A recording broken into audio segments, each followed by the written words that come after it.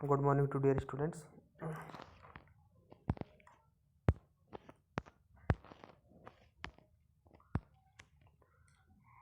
चलेगा तो नेक्स्ट हम लोग क्वेश्चन नंबर 16 कर लेते हैं। क्वेश्चन नंबर 17 और 18 क्वेश्चन नंबर सेम आपको इसी तरीके से सॉल्व होंगे।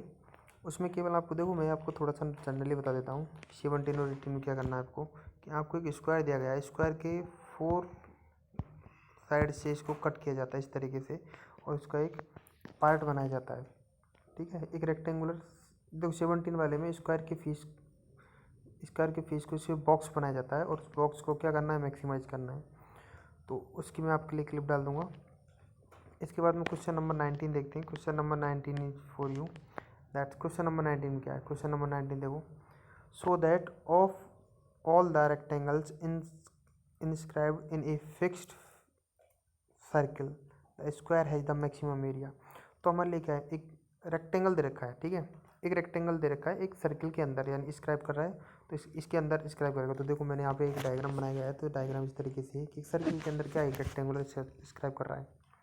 ठीक है, सपोज करो इसके पॉइंट्स को हम लोग, मैंने यहाँ पे नेम नहीं दिया, यहाँ पर इसको ABCD नेम दे देते हैं ना। तो इस तरीके से इसको, वो तो क्या केवल फॉर्मेलिटीज होती हैं करने की, बाकी अदरवाइज इसको डायरेक्टली कर सकते हैं। तो देखो एक स्क्वायर का एरिया क्या होता है, एरिया होता है A = XY एरिया जो रेक्टेंगुलर बनेगा। तो ये सपोज कन्फर्म थोड़ी ना ये स्क्वायर है या क्या है, लेकिन यहाँ पे क्या है, रेक्टेंगुलर है ओनली।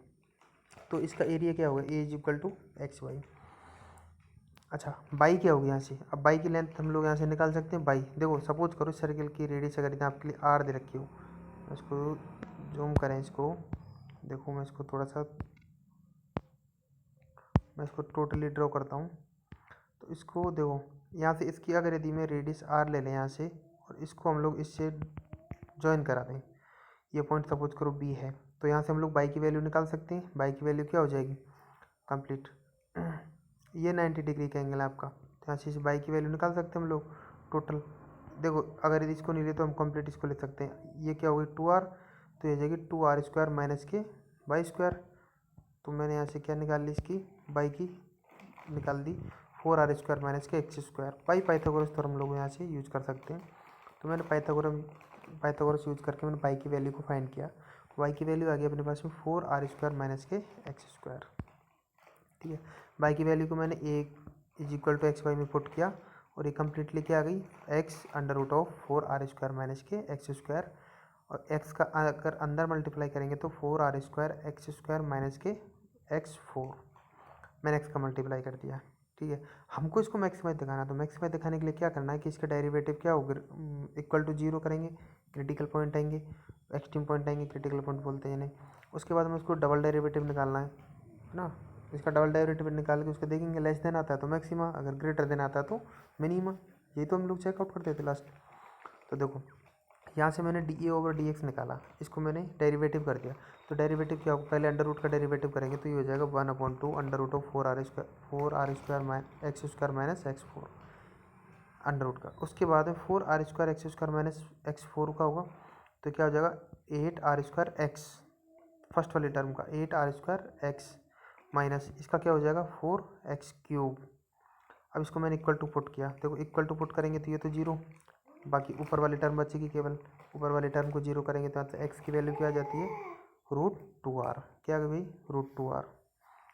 तो ये हमारे लिए क्या आ गई, एक्सट्रीम पॉइंट आ गई। क्या आ गई, एक्सट्रीम पॉइंट, क्रिटिकल पॉइंट, जिन्हें XY कुछ भी कह लो इनको, क्रिटिकल पॉइंट, एक्सट्रीम पॉइंट।